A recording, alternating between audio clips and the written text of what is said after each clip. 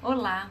Sei que você já deve estar cansado de ouvir reflexões sobre o momento que estamos vivendo, mas acredito que ainda temos muito a aprender. É por isso que te convido a refletir sobre o tema sob uma nova perspectiva. O Covid não é a doença, mas pode sim ser a cura. A humanidade está doente, mas não é pelo Covid. Há tempos iniciamos um processo de adoecimento sem que tivéssemos consciência. Embora a vida sempre nos tenha dado feedbacks, optamos por não ouvi-los. Sempre com uma desculpa: não temos tempo, dinheiro ou possibilidade. E com isso vamos adiando ou ora negando nossas misérias e imperfeições, até que elas venham à tona da pior maneira possível. É o que acontece com o tsunami,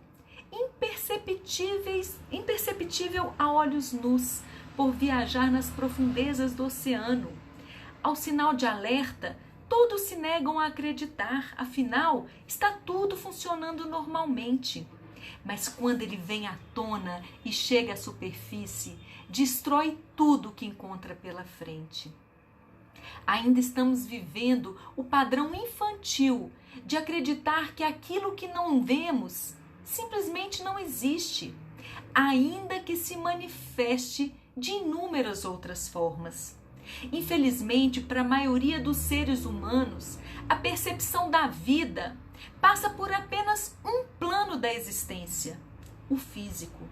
É por isso que acredito ter sido necessário que a doença emocional, espiritual e mental que a humanidade vive hoje se materializasse por meio do Covid, para que ela pudesse ser reconhecida e visualizada pelas pessoas.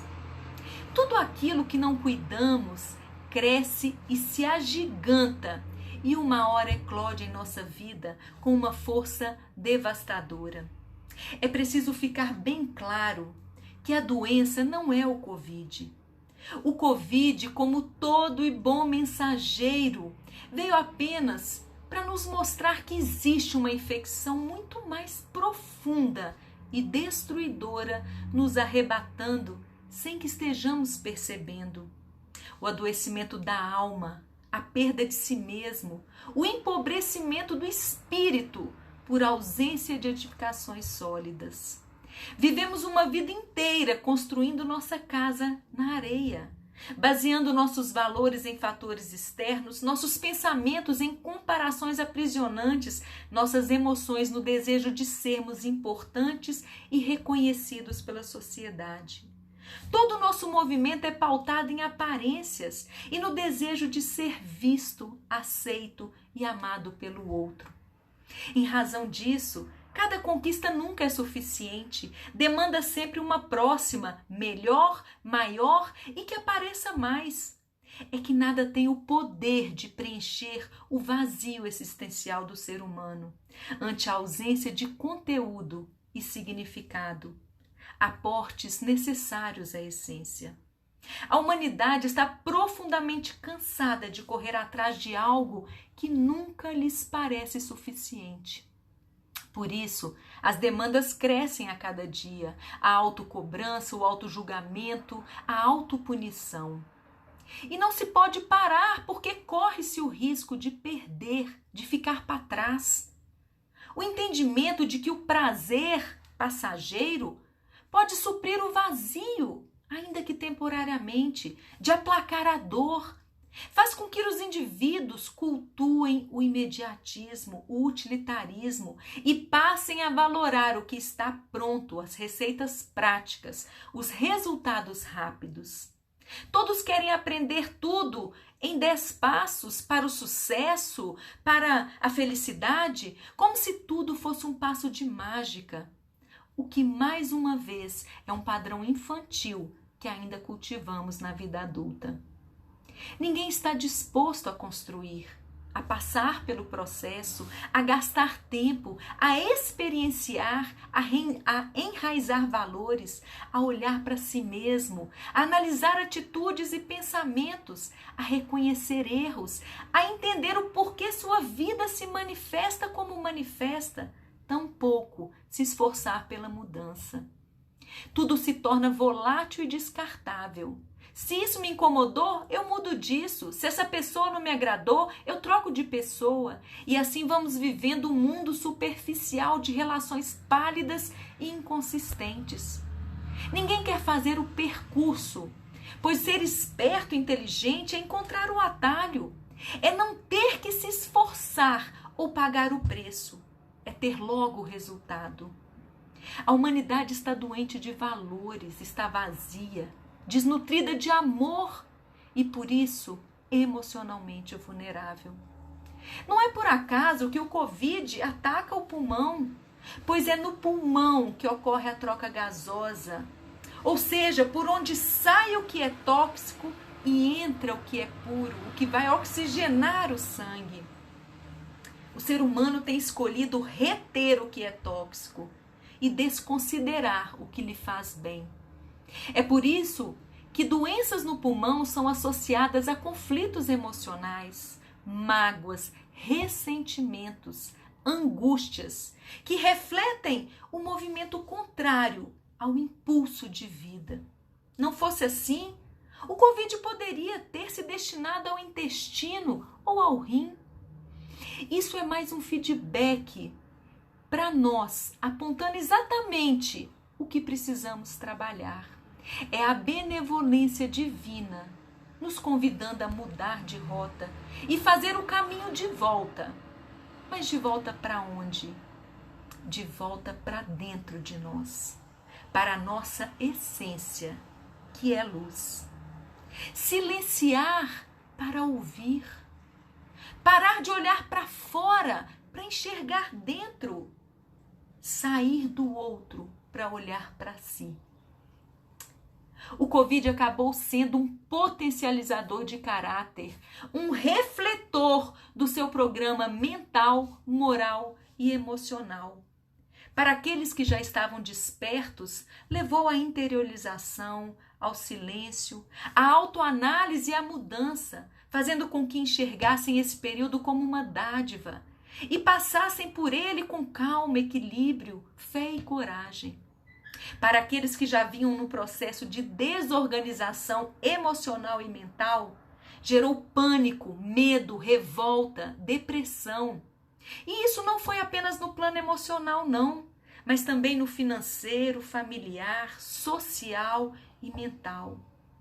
Todos falam de um novo normal após a pandemia, mas esse novo normal será construído por cada um a partir das suas próprias escolhas. Quantos vão querer continuar vivendo a mesma vida e com mais intensidade, pois afinal poderão perdê-la a qualquer momento? Mas quantos conseguiram enxergar que já não dá mais para continuar trilhando o mesmo caminho, que já não dá mais para continuar fazendo as mesmas escolhas, que já não dá mais para fingir que está tudo bem, porque não está. Estávamos todos tentando fugir da realidade, buscando viver de ilusões externas, materiais.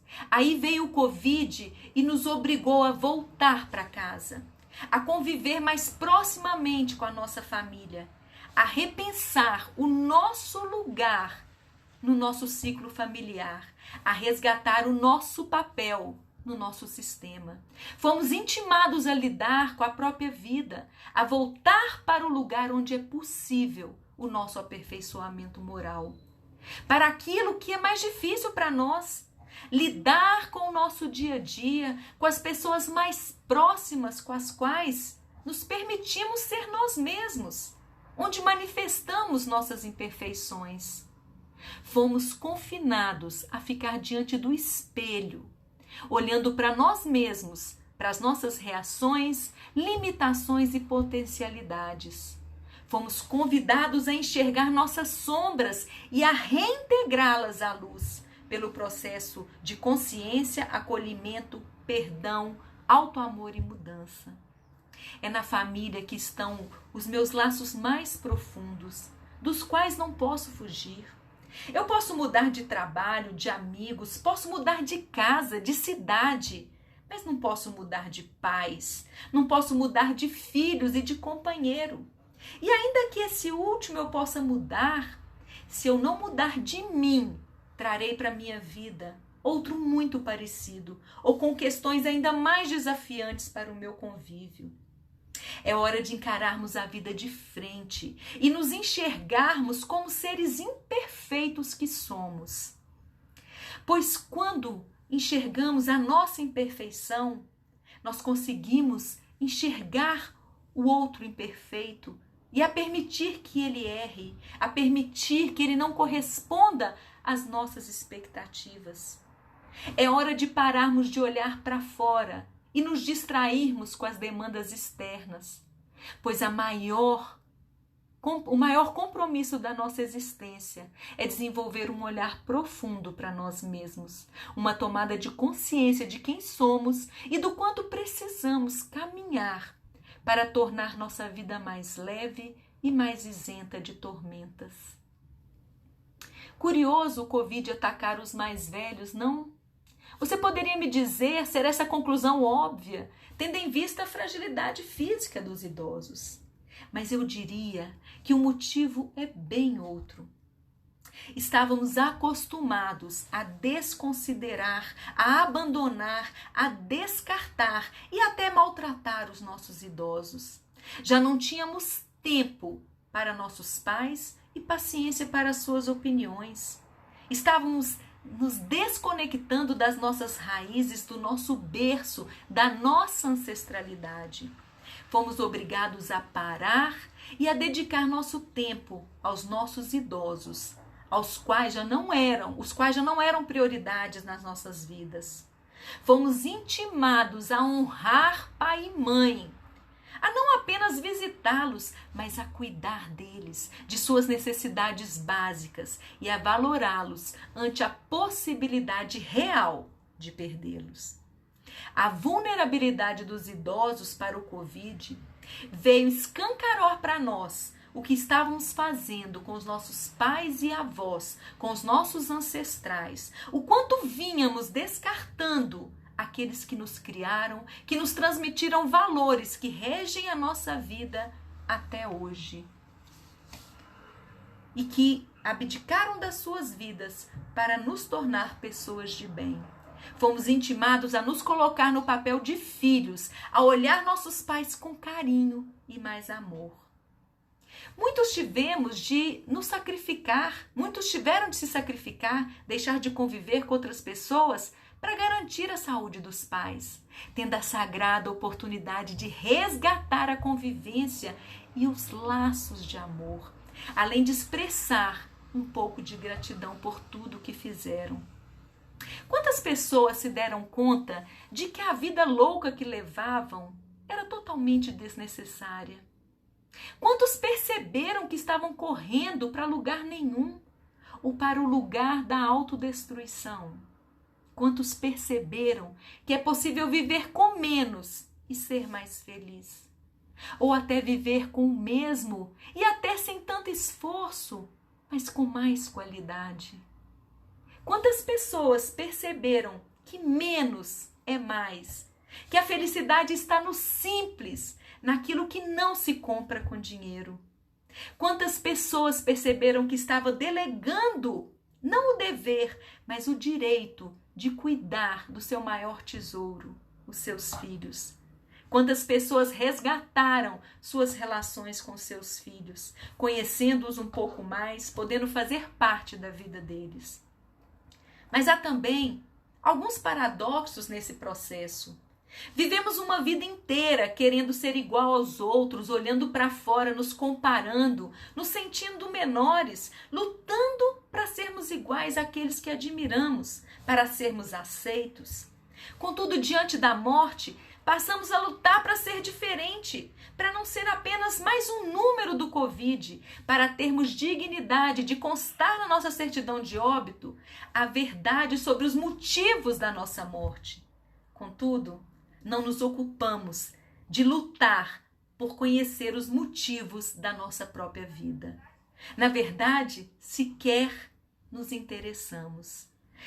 Mas talvez a lição mais importante dentre todas foi perceber que de fato somos um. Que por mais que estejamos distantes, física, emocional, espiritual e mentalmente, estamos profundamente conectados enquanto coletividade e irmandade. Compreendemos que para que a humanidade esteja bem, é preciso que todos estejam bem. É o que se verifica quando constatamos que o Covid nasceu em um pequeno mercado, em uma extremidade do planeta, mas arrebatou toda a Terra.